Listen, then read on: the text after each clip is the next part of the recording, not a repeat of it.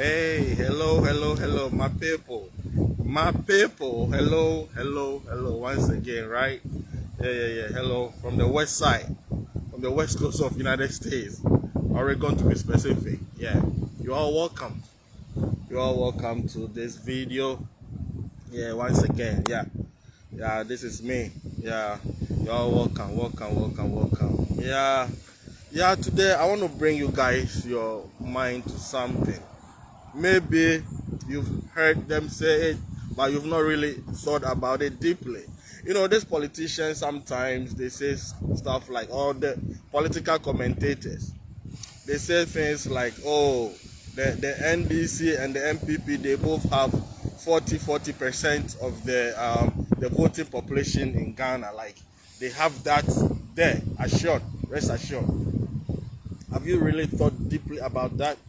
For them, for the NDC and the MPP to think that they have, you know, 40% of the voter population in Ghana, rest assured, under their thumb. Have you thought about that? Have you really thought about what that means? Like, it doesn't matter. It doesn't matter what they do, how they govern the country. Those 40%, they have them. So they just have to work for 10%. Do you really understand what that means? Can you really comprehend what that means? So when sometimes some of us say that the MPP and the NDC parties, these parties have taken Ghanaians for fools, it's not like we're just saying it. Because of how they even talk about the voting population or the voter population. That is what they say. They have 40%. So all they have to do is work for 10% and that's it. So they don't really put in any effort to get the country to a better level. They don't think of, they don't think of total development of the country. They just think of themselves, their cronies, their family members, their party members, and that's it. Listen, yesterday, and I'm coming to the main issue why I'm doing this video or whatever you want to call it. Yesterday, I had a call. One of my friends, a very good friend of mine, sent me a message telling me about the death of one of our colleagues when we were in high school. You know, it's very unfortunate. And the way he narrated the story to me, I was like, well, this friend of ours or this colleague of ours when we were in high school, he became sick. And as a result, he couldn't, of course, go to work and he lost his job. And guess what? There was no money coming in. His wife divorced him. You know, they have a family of 3 kids. His wife divorced him and it became worse. And now this friend of ours, he has transitioned. He's no more. You know, and the main catch is, when this friend of ours couldn't go back to work and of course could not bring in any money, revenue, whatever, it became hard. It became hard for him. It became hard for the children. And of course, that's the reason why his wife left. And this is what I want to bring your attention to. If you've not, let me just give you a glimpse of the ocean. Yeah. You know, I love to be by the water. And you wonder where all these logs are coming from, right? Yeah.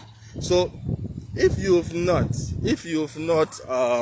read through the policies of Nana KWAME BEDIAKO, no, pay attention to this. You know, policy 5 or policy 6 of Nana KWAME BEDIAKO's 12 pillars for developing Ghana talks about our social security benefits, like the fact that if you have contributed for at least 5 years into your social security benefits fund, you should be able to dig into it when you face hard times.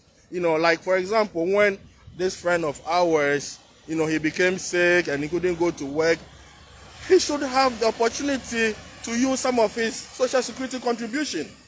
You understand what I'm saying? So now, this friend of ours, who is going to benefit from his social security contribution?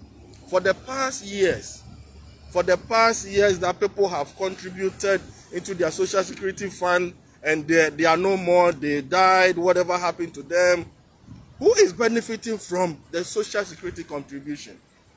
These are some of the things, Ghanaians, we have to pay attention to. This is a policy that, is going to give a different direction to how we use our social security contribution. Ghanaians, what is our how do you call it? Our life expectancy. Our life expectancy, I think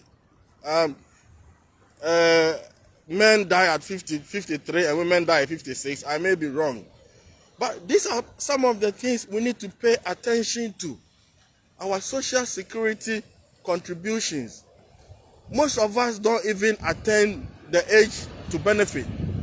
We know more than what happened to our funds. So this friend of ours, if he had access to his social security contribution, maybe he would be alive by now.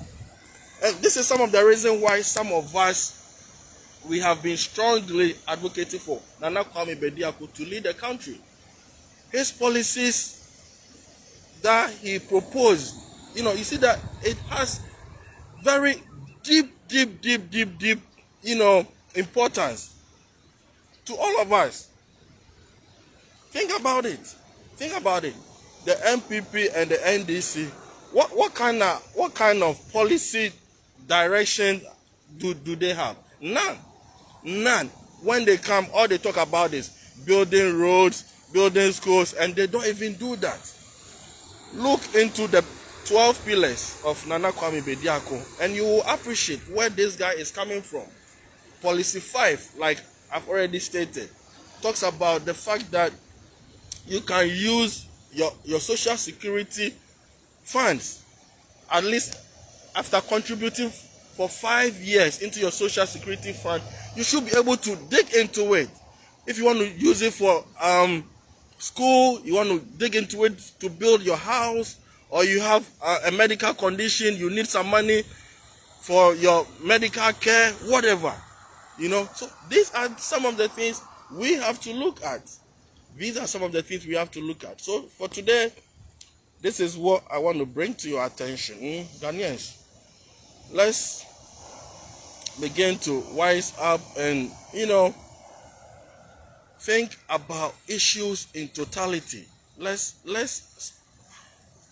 stop allowing these NDC and MPP parties to take us for granted, because they've taken us for granted for far too long, for almost 4 decades. If Ghana would have changed, it would have changed for the better by now. Well, Ghana has changed, but it has changed for the worse. No, seriously, it has changed for the worse. The only places that you may say is better now is where the politicians live, and that's a fact. So my people, this is the message I have for you today.